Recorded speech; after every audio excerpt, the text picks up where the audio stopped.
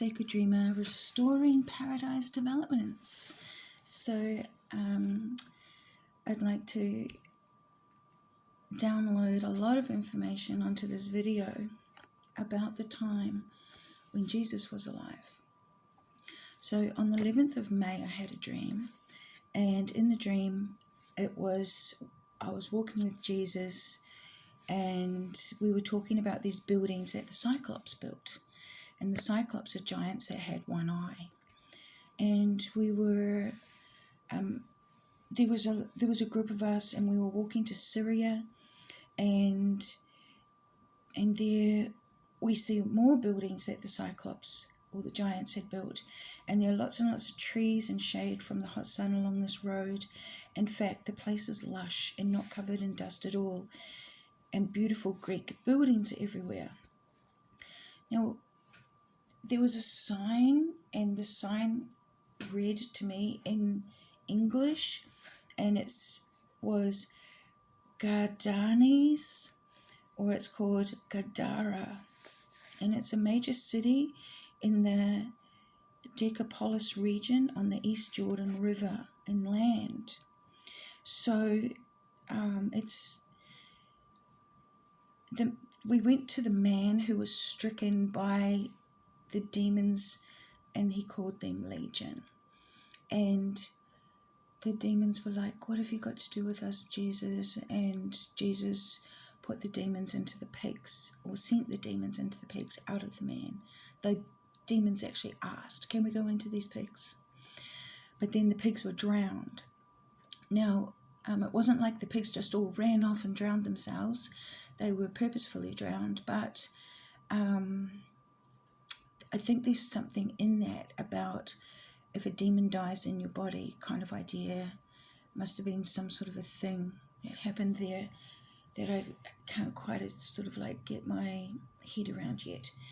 Okay, so this man who was stricken, which he was so grieved, and he lived at the tombs, and he would cry and cut himself with stones.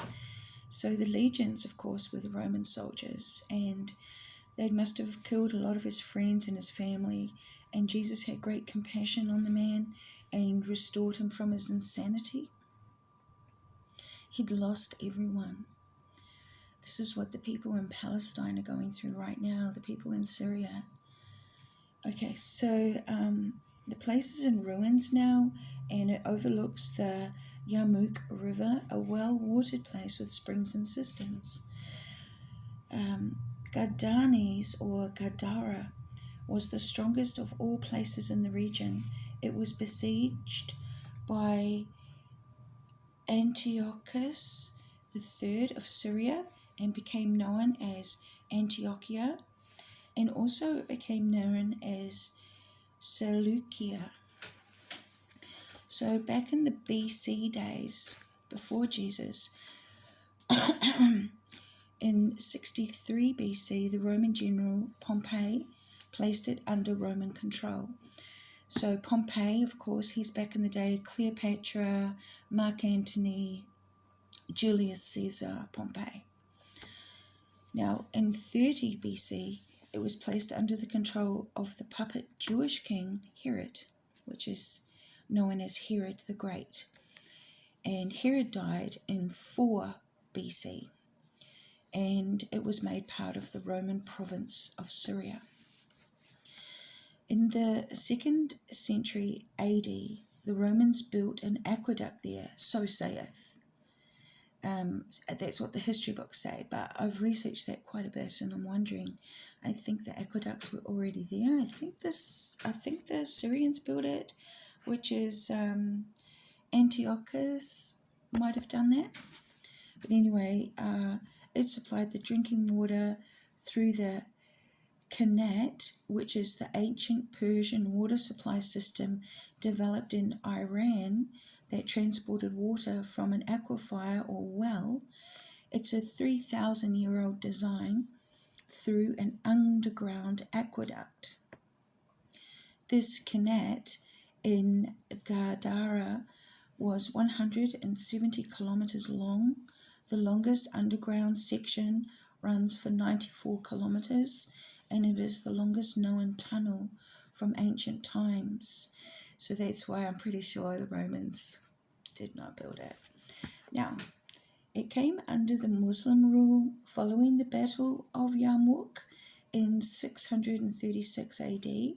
There was a major battle between the Byzantine Empire and the Arabian forces of the Rashidun Caliphate, lasting 6 days, which advanced Islam. The whole place, according to what is written, was destroyed by an earthquake and abandoned in 749 AD. Terribly sad. Extremely beautiful place. So Gadara was once called the metropolis of the philosophers. In the 2nd century AD, Philo of Gadara was a mathematician, and Onominus of Gadara was a Cynic philosopher. He is mentioned in the Talmud as Abenmos de Gadi, from Gadi, and mentioned in the Midrash as the Hellene friend of Rabbi Meir. Now, in my just the one previous video, I just recently found out, I think it was yesterday, that the rabbis only began this Judaism with the rabbis in 70 AD, when the Romans were taking Jerusalem. And these couple of bad guys pretending to be a part of the revolution, who were actually working for the Romans, and they were like, hey, can we, go to this place, Evain, and can we set up a new thing, a rabbinical system? Okay, so all of a sudden there's a new religion popping out in 70 AD. Now, Rabbi Meir was a Jewish sage, and he was mentioned over 3,000 times in the Babylonian Talmud, and his wife was Beriah. Beriah was a Chazal. She too was a sage, and her authority was mostly in the field of Jewish law in the Tannaim era, which is from 0 to 200 AD. They had this new reformation of the religion was 200 years. Now, the Tannaim are teachers with the authority to comment on the Torah, that's the book of Moses' law, even expounding a word or phrase outside its plain and ordinary sense. In the Tannaim era, when there was the Sanhedrin, the high court of Jewish law, a Chazal also had the authority to decree restrictions and to enact new religious regulations in any matter they saw fit concerning issues that were not written or included orally in the Torah. So, as I'm explaining, they're creating they are pulling the religion open, and they are creating a new.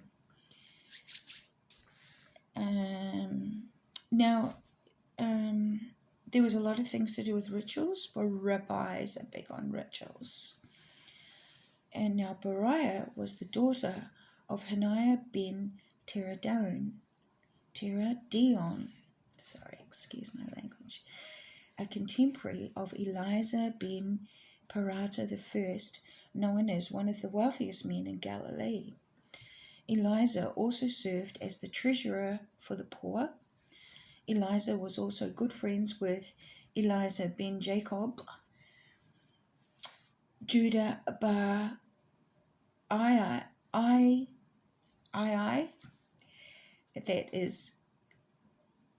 it might be Yoai, Rabbi Meir, Shimon bar Jokai, and Eliezer ben Jose, son of Jose the Galilean.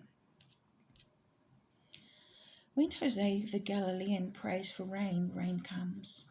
The popular invocation, O Jose, Galilee, heal me, was pronounced even unto the 10th century AD. Now, in the family of Jesus, one of the brothers of Jesus is Jose. He's in the Bible, I'm sure he's in there. His wife was a contentious woman, so he divorced her, but his son Eliza followed in his footsteps. Eliza ben Jose quotes, after legal proceedings are closed in the house of judgment, one may not propose a compromise, for the judge who then brings a settlement after is a sinner. He who blesses him for it is a blasphemer, of whom it is said, he who blesses the compromiser spurns the Lord. You shall not be afraid in the face of man, for judgment is the Lord's. Advance or postpone a journey in order to enjoy the company of a good man, and likewise to avoid the company of a bad one. Those are the 3 quotes we have from Eliza, son of Jose.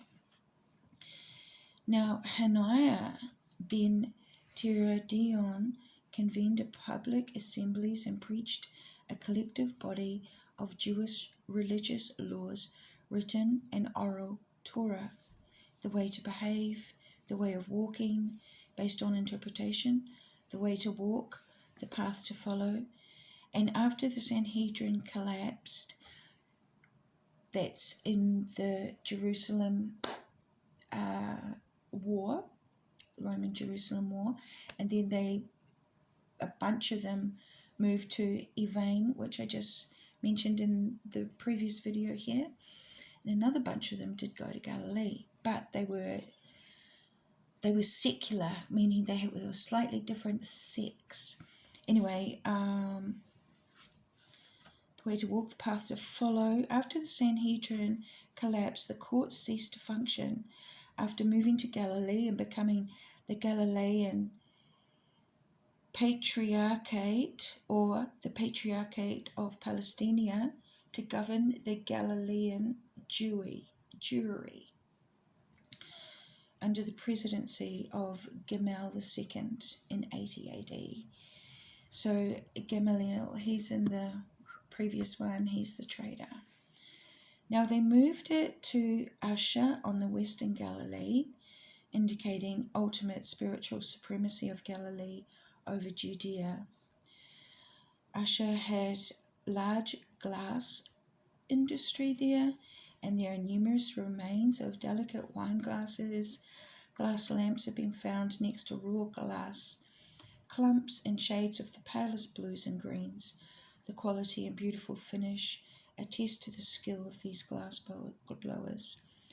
This town is also destroyed in the 8th century, which is 700 AD. In the 700s AD. Something went on back then, I don't know what, because 749 AD was, it says that the area of Gadara was destroyed by an earthquake and abandoned in 749 AD. So around 749 AD, something bad happened throughout all that area. Terrible bad. Terrible bad. Now, Gamaliel II was the leading authority in the Sanhedrin of the 1st century. He was the son of Simon ben Hillel, who died in AD 50. And Gamaliel fathered Simon ben Gamaliel and a daughter who married the priest named Simon ben Nathaniel. We know who Nathaniel is. Gamaliel is not portrayed as knowledgeable about Jewish scriptures, and he is not listed as part of the chain that followed the Messianic tradition, because they are the rabbis, not the messianics. Gamaliel argued that the law should protect women during divorce. Gamaliel sent out 3 epistiles, rulings to Galilee. One was the Durum of South Judea, and the 3rd ruling was to the Jews of the diaspora. Those are the ones that stayed in Babylon, because a whole bunch of the Jews stayed in Babylon, and a portion came back to build the second temple and stayed in, and rebuilt and had this little enclosure in Jerusalem. It wasn't major or anything, it was small, but it was like their religious center back in the day. Now, interestingly,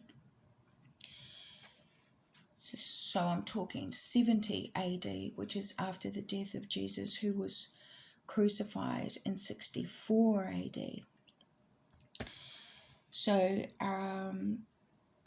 students were classified as fish.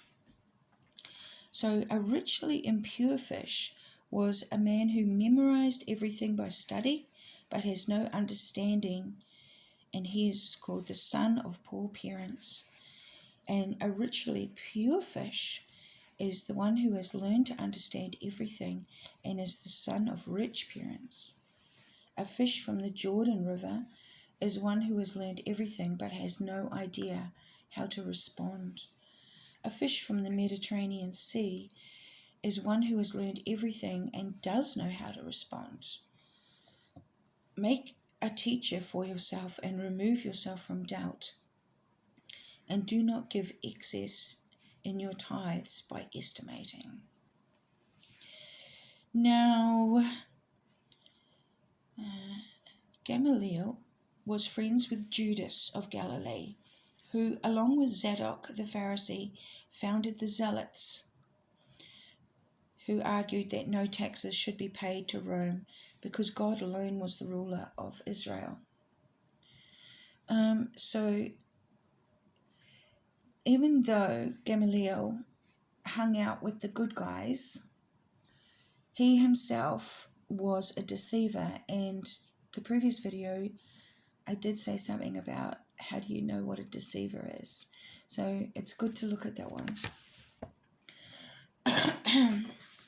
Now, when Azus ben Pantera was crucified in 64 AD, the Galilean War against the Romans occurred, beginning in 66 AD, leading to the Gallic and Spanish legions and the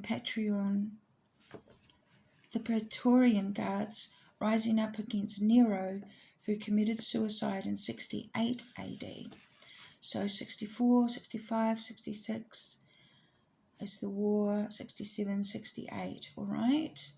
So Jesus dies, and then 66, the Galileans go to war, and then 68 is when Nero kills himself, plunging Rome into chaos, and the rise of Vespasian actually comes up.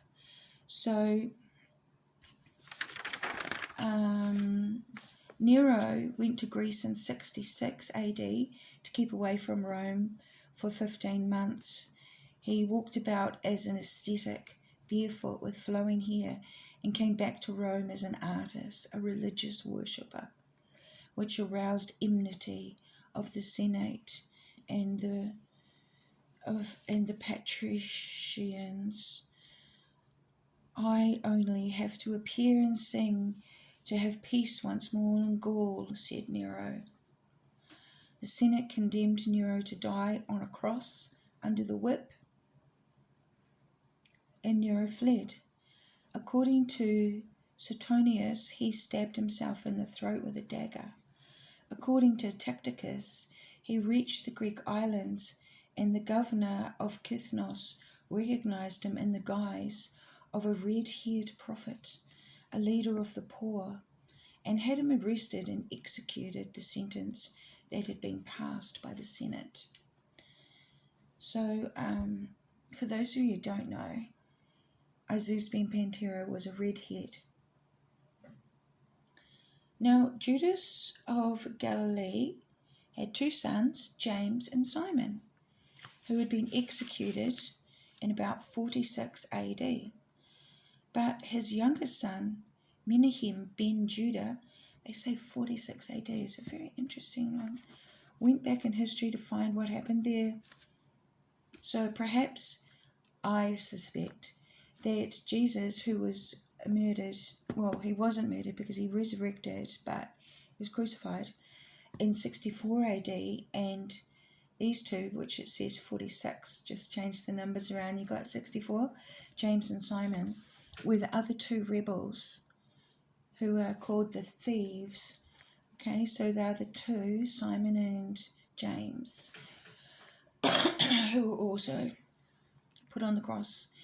And their youngest, so Judas of Galilee had two sons, James and Simon, who had been executed. And let's just switch the numbers around. Remember, inversion, they do a lot of it. 64 AD, and his youngest son, Menahem ben Judah, was the leader of the revolt in 66 AD. So the youngest brother, started this revolt in Galilee after the death of Jesus, James, and Simon. He was a Sicarii assassin of Romans. And Judas of Galilee's dad, Hezekiah, was a seasoned warrior and led the zealots. It was Hezekiah who took Masada with his band and armed his followers with the weapons stored there. Hezekiah, obviously a really great guy, and also same as Menahem. Menahem was also in a scene. Menahem went forth to the king's service, and with him 80 pairs of disciples dressed in silk. So Menahem was with this, was taken with,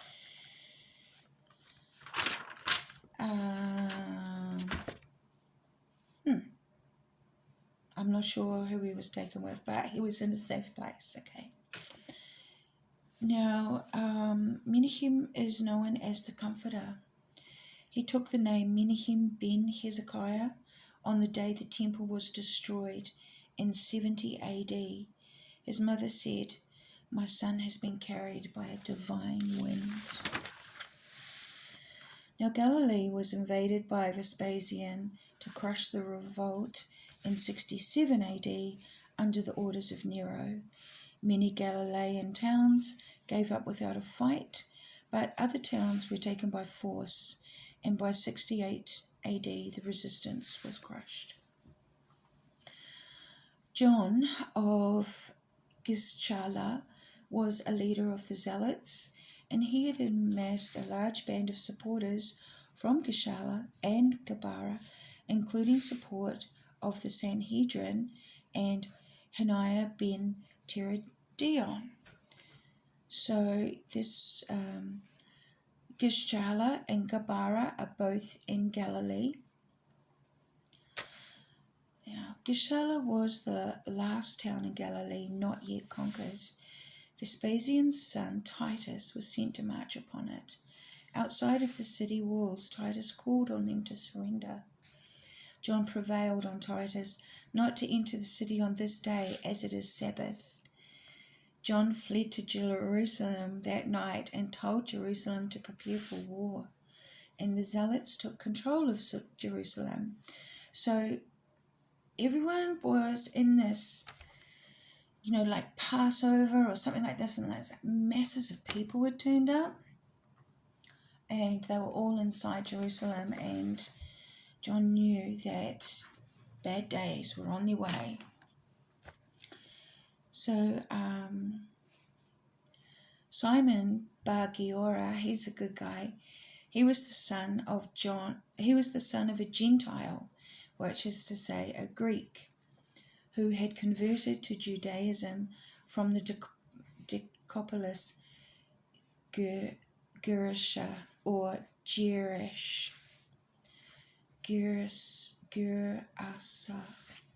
He spearheaded the attack against the advancing Roman troops, and he helped defeat the advance by carrying off many of the beasts loaded with weapons of war, and he led the beasts into Jerusalem.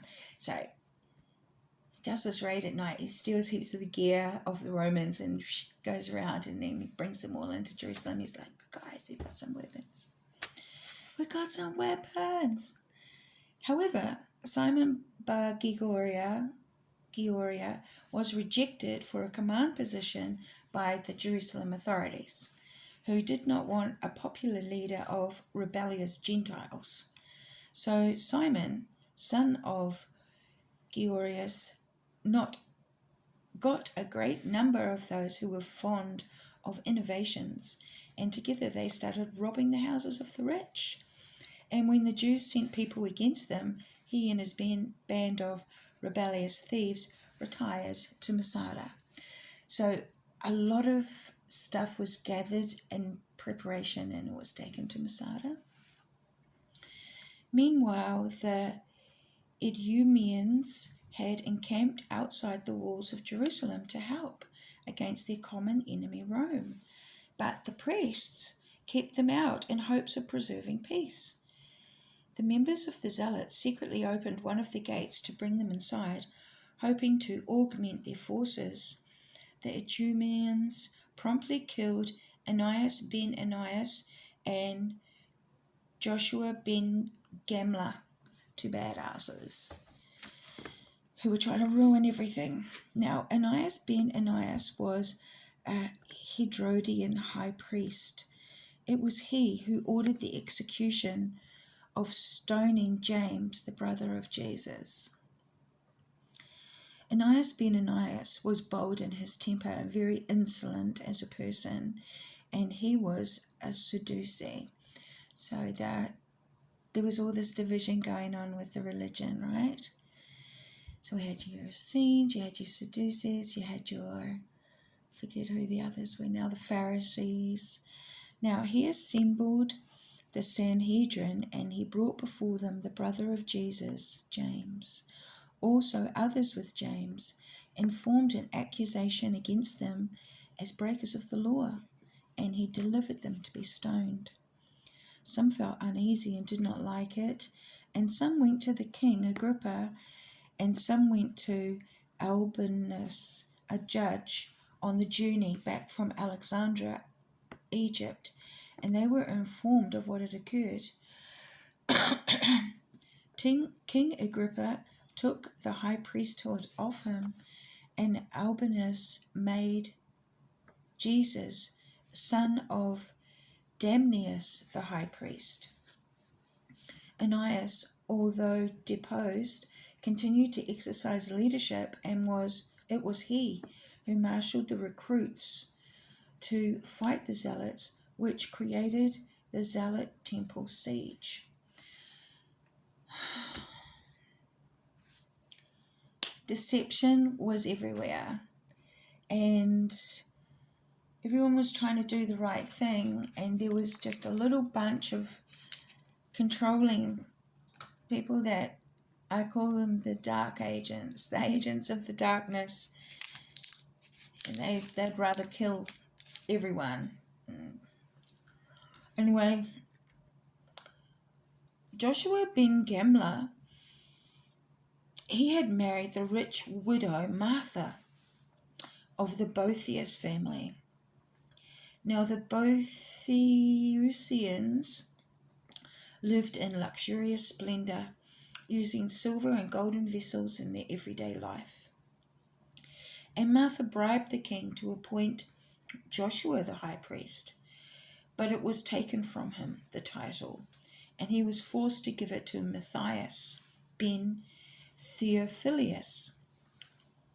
Now, that is who the Gospel of Luke is addressed to in the Acts of the Apostles. And Matthias ben Theophilus was a Jew from Alexandria in Egypt. So we get a fair idea of when Jesus was in Egypt. He was probably in Alexandria. Now, Joshua ben Gamla was a dear friend of Joseph ben Matthew, okay, otherwise known as Flavius Josephus, the Roman Jewish historian and trader. And Joseph ben,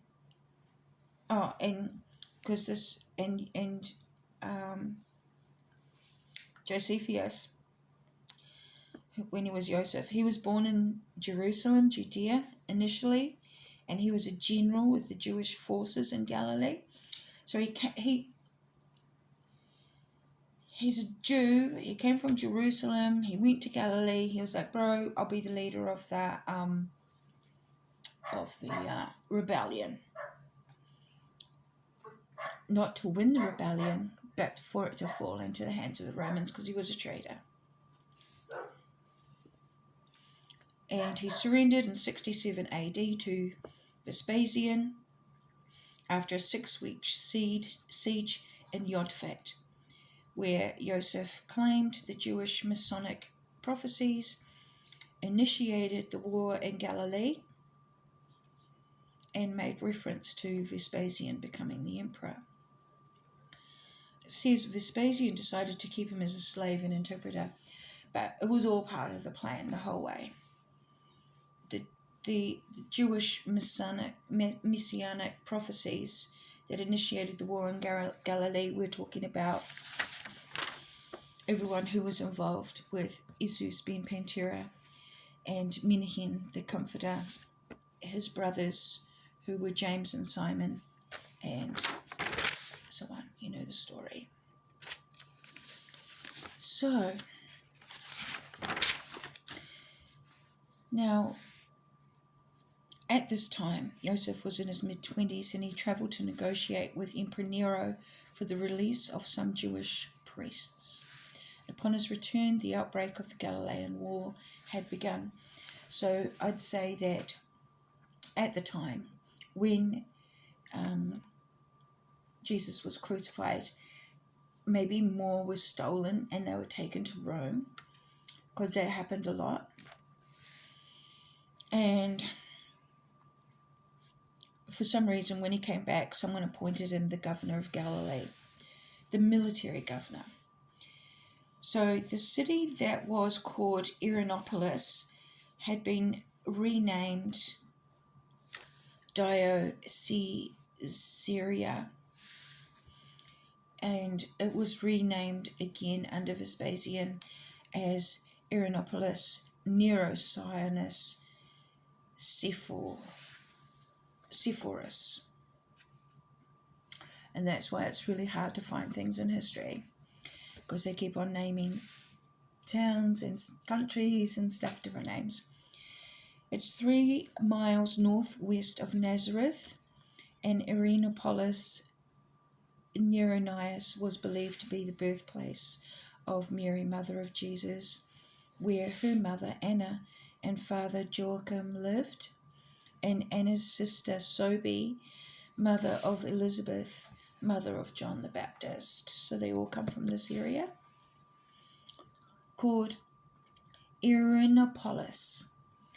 Okay, so the inhabitants of Irinopolis, Neronias, and also Tiberias, founded by Herod Antipas in 20 BC, the capital of Galilee, opted to maintain peace with the Romans. They're like, bro, we don't want a war, don't wreck our stuff. But Joseph ben Mattatyahu, it's almost like Netanyahu, isn't it? Fortified Tiberias, Beersheba, Salaman, Jaffa, Tarachia, and trained 65,000 troops in the region, and then fortified the towns of Jamneth, Seph, Mero, Archibir under his command, and brought Irinopolis and Tiberias into subjection. But eventually, was forced to relinquish his hold on Hierapolis under Roman forces, and then Vespasian himself.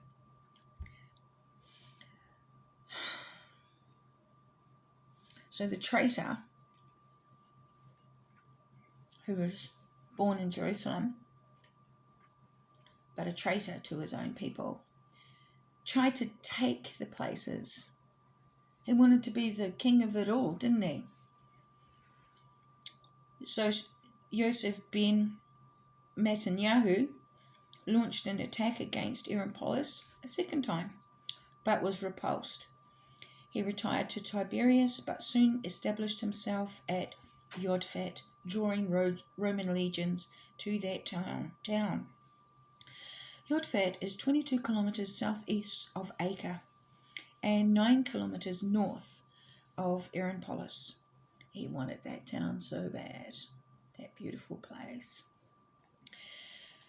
Joseph walled 40,000 people in Jodfat, a place that had no springs, and collected rainwater for drinking.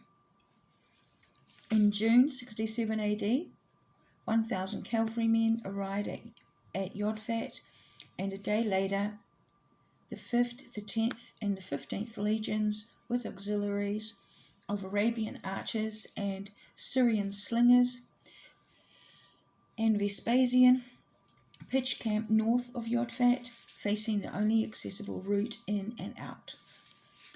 Joseph ben Netanyahu ordered the Jews to wring out their clothes over the battlement walls to make the Romans think that they had plenty of water. A complete dick move, because the people were thirsty. 47 days of prolonged battle. 40,000 were slain or committed suicide. 1,200 women and infants were taken into slavery, and the Romans suffered one fatality. One. Joseph ben Netanyahu and 40 prominent citizens of Jodfat hid in a cave. They decided to draw lots to kill each other, and guess who was the last man standing? The traitor. Every one of the 40,000 men was driven down a precipice and died, but Joseph got to surrender. He prophesied that Vespasian would become emperor. So Vespasian, just like that, spared him and began collaborating with the Romans, and now his name is Josephus, and he was the sole survivor of Jodfat. Now, excavations took place in 1992, between 1992 and 2000, and human bones of all ages were found in every house. Arms and skulls bore cut marks from heavy, sharp weapons. The whole place was demolished to rubble by Vespasian. It was a slaughter. Josephus becomes an advisor and close associate of Vespasian's son Titus, serving also as the translator. 68 AD, Nero's death, the year of 4 emperors, 4 die. Vespasian heads on over, becomes emperor, and 69 AD sends Titus and Josephus to take Jerusalem. Back in 66 AD, 2,400 zealots, led by Eliza ben Simon, ambushed Cestius Gallus and his legion. 12. Fulmintia of 5,000 men took their equipment and movable wealth and brought it all into Jerusalem.